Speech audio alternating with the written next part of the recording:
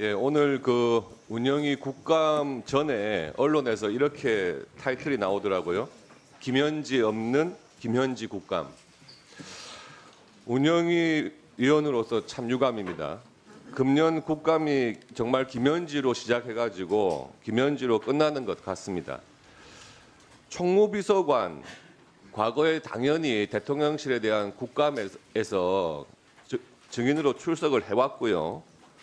우리 운영위에서 제일 처음 국감 전에 이 증인 채택 여부를 논의할 때 당연히 총무비서관도 나오는 것으로 저는 이해를 하고 있었는데 그때 민주당에서 증인 채택을 거부하면서 논란이 커진 거거든요. 그 이후에 갑자기 대통령실에서 총무비서관을 또 부속실장으로 발령까지 냅니다. 아예 총무비서관이 국회에 나왔던 그 관행의 적용 대상에서 빼버리겠다고 한 거죠. 그러면서 논란이 계속 커지고 김현지 부속실장에 대한 과거 의혹까지도 다 언론에 나오면서 이게 더 일이 커진 겁니다. 최초에 정무수석께서 언론에다가 김현지 100% 출석 장담한다 이렇게 하셨다가 그 다음에 말이 갑자기 바뀌셨더라고요. 김현지 실장 나온다고 했다가 안 나온다고 다시 말이 바뀌신 이유 대통령이 지시하신 겁니까?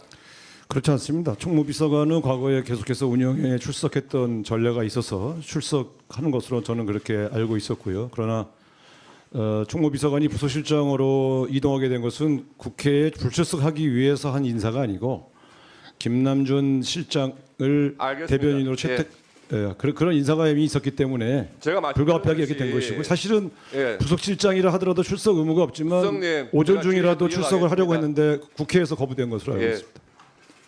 처음에는 총무비서관으로서 있으면서 장관 후보자에 대한 인사에 관여한 것이 아니냐 그 정도의 의혹이었습니다. 그런데 이게 갑자기 인사 발령까지 나면서 또 주변 인물들의 말도 바뀌고 그러니까 이게 실세 현지가 아니냐는 의혹이 제기된 거죠.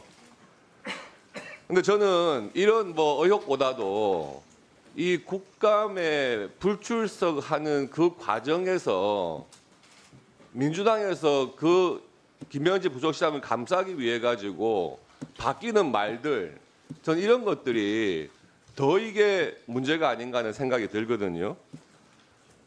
정무수석님의 말씀도 바뀌었고요. 박지원 의원님, 김현지 똑똑하다. 내가 국정감사장 나가라고 했다. 국회에서 부르면은 나갈 것이다. 방송 나와서 장담했다가요. 하루 만에 다음 날 아침에 김현지 못 나간답니다. 이렇게 말씀이 바뀌셨어요. 저는 이게 다선 국회의원 또 정무수석의 말까지 바꿀 수 있는 사람이 과연 누군가 굉장히 궁금합니다. 저는 말을 바꾼 적이 없고요.